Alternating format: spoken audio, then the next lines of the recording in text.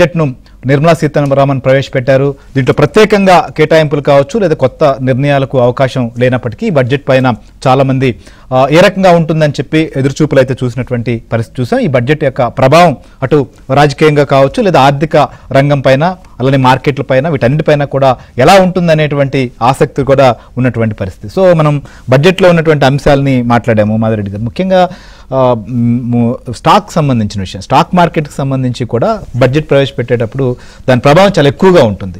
So ఇప్పుడు దీని ప్రభావం ఏ రకంగా ఉండబోతుంది? సో డెఫినెట్లీ అండి, అంటే ఆల్రెడీ వాళ్ళు ఒక అంటే రూఫ్ టాప్ సోలార్ ఎక్విప్మెంట్ అని దాని గురించి ఒక అనౌన్స్మెంట్ వచ్చిందండి. అంటే సోలార్ ఎక్విప్మెంట్ కి వాళ్ళ assistance almost 1 crore house hold units కి అసిస్టెన్స్ ఇస్తాము అని చెప్పి వాళ్ళు ఎప్పుడైతే అనౌన్స్ చేశారో, సో ఆల్మోస్ట్ ఆ కంపెనీస్ అంటే బోరోసెల్ రెన్యూబుల్స్ కానీ, Sterling renewable energy, Tata power ఇలాంటి కంపెనీస్ ఆల్రెడీ ఈ రోజు మనకి అప్ మూవ్మెంట్ కనిపించిందండి. That is the positive thing we have seen that. Apart from that ఈ ఫెర్టిలైజర్స్ లో కూడా వాళ్ళు కొన్ని రెవల్యూషనరీ డెసిషన్స్ తీసుకున్నారండి. Like nano DAP application in farming లో తీసుకొచ్చారు. సో దానివల్ల మనకి ఏంటంటే జిఎన్ఎఫ్సి ఫెర్టిలైజర్స్ అండ్ మన కోరమండల్ ఇంటర్నేషనల్ ఈ కంపెనీస్ కొంచెం పాజిటివ్ గా మనకి రియాక్ట్ అయ్యాయి. So there are certain things అండి ఆల్రెడీ వాళ్ళు మనకి ఈ పర్టికులర్ అనౌన్స్మెంట్స్ అయితే మనకి వచ్చాయి. అండ్ ఇన్ఫ్రాస్ట్రక్చర్ అయితే క్యాపెక్స్ ఇంకా ఎక్కువ ఇంకా ఎలొకేట్ చేస్తే బాగుంటుంది. లాస్ట్ టైం వాళ్ళు 11 lakh crore పెట్టారు. సో ఇది ఇంకొంచెం మార్కెట్ వర్గాలు ఏ రకమైనటువంటి ఎక్స్పెక్టేషన్స్ 20 lakh crore వరకు ఎక్స్పెక్ట్ చేస్తున్నారండి. సో ఆల్మోస్ట్ అంతవరకు ఉండాలి అని. Maybe they might have cut down to maybe ఒక 15 lakh crore వరకు చేయొచ్చు అనేసి వస్తుంది. అది ఒక్కటి కొంచెం డిసప్పాయింటెడ్ గా కనిపిస్తుందండి. అండ్ అపార్ట్ ఫ్రమ్ దట్ ఏంటంటే దీనివల్ల మనకి ఏమంటే ఎక్కువగా ఇన్ఫ్రా కంపెనీస్ ఇంపాక్ట్ అవుతాయి ఈ బడ్జెట్ వల్ల. అండ్ డిఫెన్స్ ఎస్పెషల్లీ మనకి HAL, BEL, question ship yard ఇలాంటి కంపెనీస్ మనకి అవుతాయి. ఎస్పెషల్లీ ఈసారి థీమ్ అంతా కూడా రెన్యూబుల్ ఎనర్జీ అండి. సో అంతా కూడా రెన్యూబుల్ ఎనర్జీ, సోలార్ ఎనర్జీ ఈ థీమ్ తోనే మనకు వస్తున్నారు. సో ఆ కేటగిరీలో చూసుకుంటే అదాని పోర్ట్స్ కానీ, టాటా పవర్, ఎన్హెచ్పిసి, ఎన్టీపీసీ ఇలాంటి కంపెనీస్ కూడా చాలా లైమ్ లైట్ లోకి వస్తున్నాయండి. So these are all almost అంటే మనకి ఏ సెక్టార్స్ మీద మనకి ఫోకస్ ఉంది, అలానే మన రైల్వేస్ సంబంధించిన కంపెనీస్ కూడా లైక్ ఐఆర్సిటిసి కానీ, ఆర్వీఎన్ఎల్ అండ్ ఐఆర్ఎఫ్సి ఇలాంటి కంపెనీస్ కూడా మనకు కొంచెం మూవ్మెంట్ అనేది కనిపిస్తుందండి. ఓకే, కోచ్ ఫ్యాక్టరీస్ సంబంధించి కావచ్చు డిస్కస్ చేద్దాం మేడం. రామోహన్ గారు, కాంగ్రెస్ పార్టీ సంబంధించి కూడా ఈ బడ్జెట్ నిర్మలా సీతారామన్ గారు ఏదైతే ఇంటీరియం బడ్జెట్ ఉందో దీన్ని చూసినప్పుడు మీ రియాక్షన్ ఏంటి? శ్రీహర్ గారు, ఫస్ట్ ఇంటరీం బడ్జెట్లో వీళ్ళకి పెద్దగా హక్కులు ఏముండవు అండ్ అధికారాలు కూడా ఏముండవు.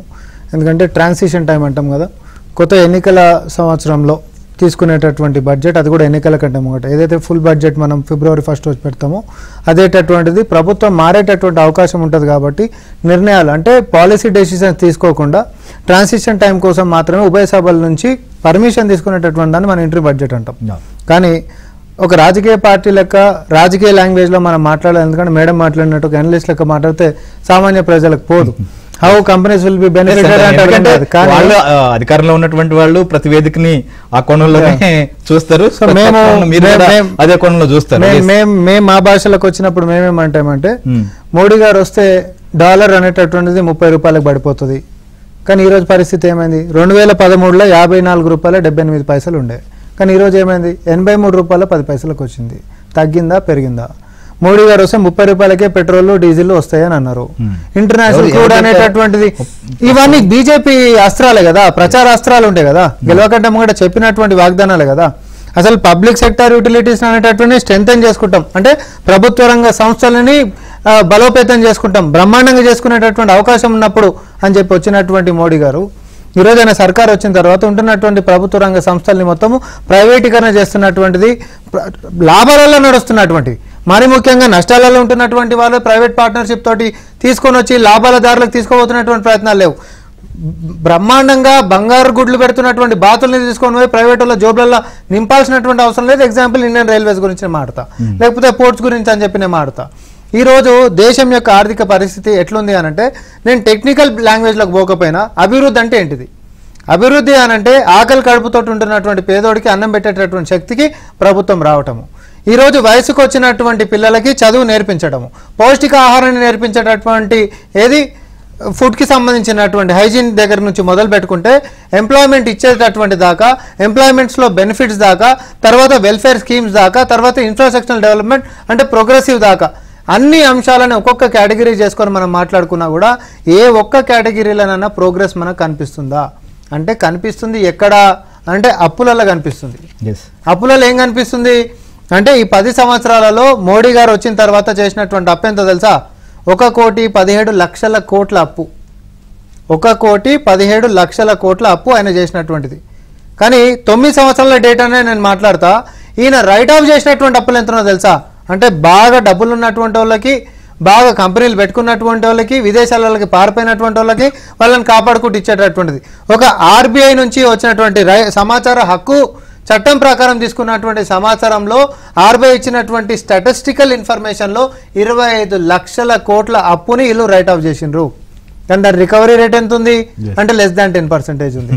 సో చేస్తున్నటువంటి అప్పులు మొత్తము మాఫీలు అనేటటువంటి కొద్ది మందికి, పిడికడి మందికి చేసుకుంటూ పోతే ఈ యొక్క భారం మొత్తం ఎవడి మీద వేస్తాడు అంటే 90% మంది ఉంటున్నటువంటి జనాభా మీద వేస్తారు.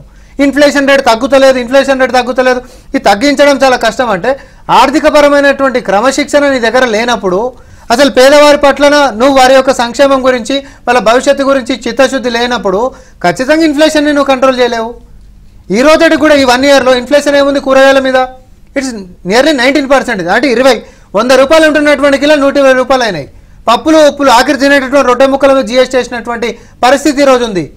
ఇవన్నిటినీ కూడా లెక్కలకి ఈ రోజు నువ్వు మళ్ళీ ఇంకొకసారి గిట్ట ఎన్నుకోబడితే రేపొద్దున పేదరికం అనేటటువంటి రికార్డ్ లెవెల్లో ఉన్నాం. ఆఫ్రికన్ దేశాల కంటే కూడా ప్రపంచానికి కటిక పేదరికాన్ని కాంట్రిబ్యూట్ చేస్తున్నటువంటి దానిలో మొదటి స్థానంలో ఈరోజు భారతదేశం ఉంది. ఇది మీరు లేకపోతే మనకు వాళ్ళు చెప్తూ 2047కి అభివృద్ధి చెందిన దేశంగా మేము తీసుకుపోబోతున్నాం. సో జరుగుతున్నటువంటి పరిణామం మొత్తం కూడా అందుకు అనుగుణంగానే ఉంది.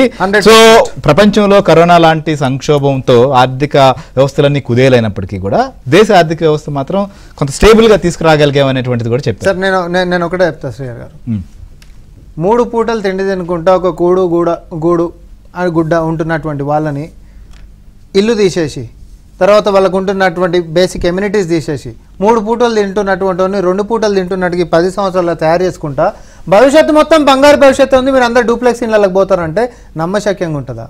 వాళ్ళు చెప్తుంది కూడా నిజమే. 2047 కల్లా ఆర్థిక పరిస్థితి పరిపుష్టంగా ఉంటుంది. ఎవరిది ఉంటారంటే నేను ఇందాక అయిపోయినా కదా, ఒక పిడికిలేంత మంది ప్రైవేటు వ్యక్తుల చేతులకి వ్యవస్థను మొత్తం తీసుకొని పోయిన తర్వాత ఈరోజు నేను ఒకటే అంటున్నా, ద ఫండమెంటల్ డిఫరెన్స్ ఈరోజు మనం అందరం మాట్లాడుకోవాల్సినటువంటిది ఏంటంటే, ఒక ప్రైవేట్ కంపెనీ వ్యక్తి వరల్డ్ ఫార్చ్యూన్స్లో ఉంటున్నటువంటి దాంట్లో టాప్లోకి పోయిండు ఇండియా నుంచి ఒకరు అని అంటే దాని మీనింగ్ ఇండియా మొత్తం డెవలప్ అయింది అన్నట్టు కాదు. కానీ బిలో పవర్టీ లైన్లోకి రికార్డ్ లెవెల్లో ఏ దేశం పోనంత మరి ఇదే భారతదేశంలో ఉంటున్నటువంటి ప్రజలు కటిక పేదరికంలోకి నెట్టబడ్డారు అని అంటే ఈ దేశం ముంగటికి పోతున్నట్టు కాదు. ఇది కాంగ్రెస్ పార్టీ మా యొక్క సిద్ధాంతం. ఎవరో ఒకరిని తీసుకొని పోయి ఉంటారు ప్రభుత్వ రంగ సంస్థలు మొత్తం శ్రీహర్ గారు జోబులో పెట్టేసి నువ్వు ఫిల్దీ రిచ్ని చేసేసి ఇక చూసిరా ప్రపంచంలోనే నంబర్ 1 శ్రీహర్ గారు కాబట్టి దేశం అంతా బాగుపడ్డది అని అంటే 100 మంది డొక్కెండిపోకుండా మీ ఒకరు మాత్రము పైకి రికార్డులు కొడుతున్నారంటే అది ఎట్లా డెవలప్మెంట్? కాంగ్రెస్ కోణంలో మీరు చెప్తుంది.